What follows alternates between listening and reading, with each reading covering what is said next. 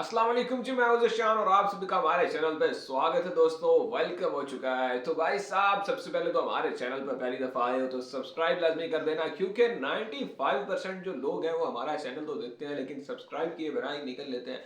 तो दोस्तों this is not fair. तो भाई साहब, ट्रेंट बोल्ट मैं कहता हूं, क्या ही कोई जो है ना तूफान है ये बंदा, क्या ही चीज है ये बंदा। आज तक मेरी तो समझ में नहीं आया। पता नहीं कौन सा जो है ना वो फुटबॉल का जो पसंदीदा कीड़ा है वो इसके अंदर है। मतलब वो फुटबॉल से जो इसका लव है ना वो इतना ज्यादा था कि भाई इसको फुटबॉलर होना चाहिए था। ये तो पता नहीं गलती से कहीं क्रिकेट की फील्ड में आ गया, लेकिन बॉय ने क्रिकेट की फील्ड को भी जो है ना वो तोड़ मरोड़ के बिल्कुल निचोड़ के बिल्कुल फुटबॉल बना के रख दिया है। क्योंकि बॉय का जो फुटबॉल से प्यार है ना वो खत्म होने का नाम ही नहीं ले रहा। और फिर खास तौर पे जब सामने इंडियन बैटर्स आ जाए, मतलब जब इसके सामने इंडिया का कोई भी बल्लेबाज आ जाए ना नए गेंद से, तो भाई बंदा नहीं छोड़ता। ये क्रिकेट का जो स्कोर कार्ड है उसको बदल के फुटबॉल का स्कोर कार्ड बना देता है। खास तौर पे रोहित शर्मा के साथ तो उसकी अलग ही कोई प्रेम कहानी चल रही है पिछले काफी टाइम से। चाहे वो वर्ल्ड कप का सेमीफाइनल हो, चाहे वो आईपीएल के मैचेस हो, ट्रेंट बोल्ट नहीं रुकता भाई। वो जहां भी बंदा खेल रहा हो ना, ये जब बॉलिंग करता है ना अपने स्वैग में, तो भाई जो स्कोर कार्ड है वो यूं ही लग रहा होता है कि भाई दो फुटबॉल की टीम्स खेल रही है, उनका आपस में मैच हो रहा है। कभी जनाब 2 पे 3 खिलाड़ी आउट होते हैं, कभी 1 पे 2 खिलाड़ी आउट, कभी 3 रन पे 2 खिलाड़ी आउट। मतलब कुछ अजीब सा माहौल बन जाता है जब ट्रेंट बोल्ट जो है वो अपने अलग ही स्वैग में अपने ओरा के साथ बॉलिंग करने के लिए आता है। कल ही कुछ ऐसा सीन हुआ है जब मुंबई इंडियंस का मुकाबला हुआ है राजस्थान रॉयल्स के खिलाफ। तो मुंबई इंडियंस की टीम उस्ताद ऐसे लपेटी या पकड़ के ट्रेंट बोल्ट ने, बिल्कुल समझ ही नहीं आ रही थी इनको कि हो क्या रहा है। बची कुची कसर आगे निकाल दी बाद में यूसी चहल ने, वो तो खैर बाद की बात है। जिस तरह रविचंद्रन अश्विन और युजवेंद्र चहल ने जिस तरह बॉलिंग किया वो तो फिर क्या ही बात है। लेकिन जिस तरह से स्टार्ट किया है ट्रेंट बोल्ट ने, पहले ही ओवर में रोहित शर्मा को आउट किया, उसके बाद डक पे ही आउट कर दिया नमनदीर, जो कि पिछले 2-3 मैचेस में बड़े अच्छे फॉर्म में चल रहा है। लेकिन वो भी जो है वो मुंबई इंडियंस की किस्मत बदलने में कामयाब नहीं हो पाए। लेकिन ट्रेंट बोल्ट की जो ओपनिंग स्पेल था भाई, उसने स्टार्ट थी मतलब कमर तोड़ के रख दी मुंबई इंडियंस की।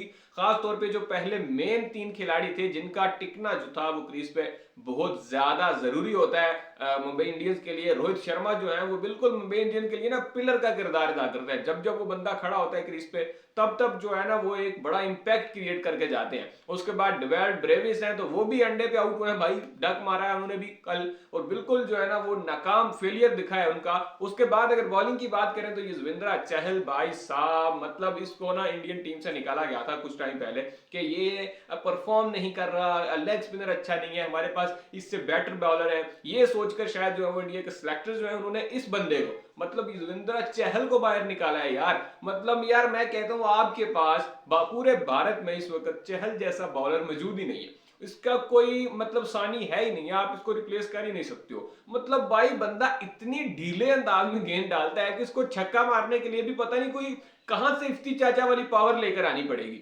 बिल्कुल अलग ही लेवल पे जो है ना वो बंदे का स्वैग है, अलग ही लेवल पे चल रहा है। डीला डाला सा जिसे मैं भाई देखकर लगता है कि इसकी बॉल जो है वो पहुंचेगी भी नहीं, लेकिन आराम से गेंद डालता है। बिल्कुल बैट्समैन वो कहां तक जोर लगा देता है लेकिन फिर भी गेंद बाउंड्री लाइन के पार नहीं पहुंचती। और आज तो बॉय ने, स्वैगर बॉय, हार्दिक पांड्या को आउट किया भाई। पांड्या जानी को आउट करके मैच को जो है ना वो वहीं पे फिनिश कर दिया। बिल्कुल भुस होकर रह गई आज मुंबई इंडियंस की बैटिंग, क्योंकि 125 से 127 रन का आई थिंक टारगेट दिया था इन्होंने राजस्थान रॉयल को, जो कि उन्होंने ये फुल स्वैगर अंदाज में 4-5 ओवर पहले ही चेज करके उठा के फेंक दे के ले भाई ये पड़ा हुआ तुम्हारा टारगेट। और फिर राजस्थान की तरफ से अगर कोई बंदा चमक रहा है, अगर कोई सितारा चमक रहा है, तो वो है मेरा दोस्त रियान पराग। भाई साहब कल तक जो तुम लोगों का मीम मटेरियल बना हुआ था ना, मतलब पिछले 2 सीजन जितना तुम लोगों ने इस बंदे को ट्रोल किया है ना, मतलब लोग क्या करते थे, लोग कह रहे होते थे कि भाई राजस्थान के पास 5 बल्लेबाज हैं, 5 गेंदबाज हैं और एक रियान पराग खेल रहा है। मतलब वाम इसको कहती थी कि रियान पराग पता नहीं कौन सी इसकी जो है ना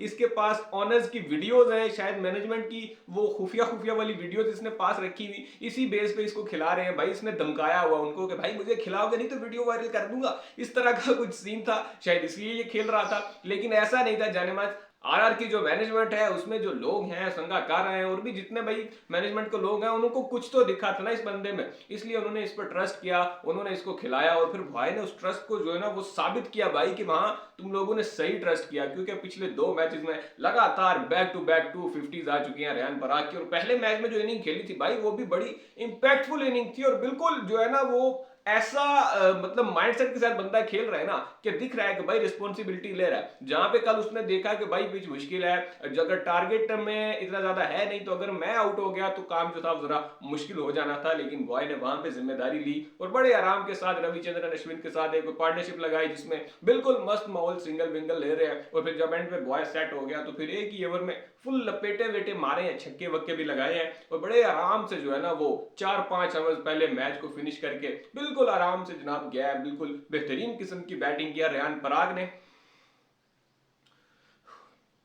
और रेयान पराग जो है वो अब एक the next big thing in Indian cricket भाई, मतलब बंदे में स्वैग तो है, और अब वो जो एक रगड़ा लगता है ना, वो कहते हैं कि फेलियर का तड़का लगना जरूरी होता है किसी भी प्लेयर को जो है ना वो बनने के लिए, वही सीन जो है वो अब हो चुका है रेयान पराग के साथ। वो जो एक फेलियर का तड़का था वो इनको लग चुका है, और बड़ा लंबा लगा है भाई, 2-3 साल ये बंदा बिल्कुल फेल हुआ है आईपीएल में, ऑलमोस्ट हर स्टेज पे, चाहे जिस भी नंबर पे इसको बैटिंग करने के लिए भेजा राजस्थान वालों ने, लेकिन वहां पे भी ये बंदा फेल हो गया बिल्कुल। अगर मैं समझता हूँ यार अगर कोई और फ्रेंचाइज होती ना तो इस सीजन पीक ही ना करती रेयान पराग को, लेकिन आरआर वालों ने उस पर भरोसा रखा और उस भरोसे का भी उस बंदे ने जवाब दिया है। बिल्कुल अभी तक जो टॉप परफॉर्मर है राजस्थान रॉयल्स की जानिब से वो भी वही है, और अब तो ऑरेंज कैप होल्डर भाई top run scorer of IPL बन चुका है। तो मैं कहता हूँ भाई कमबैक हो तो ऐसा हो।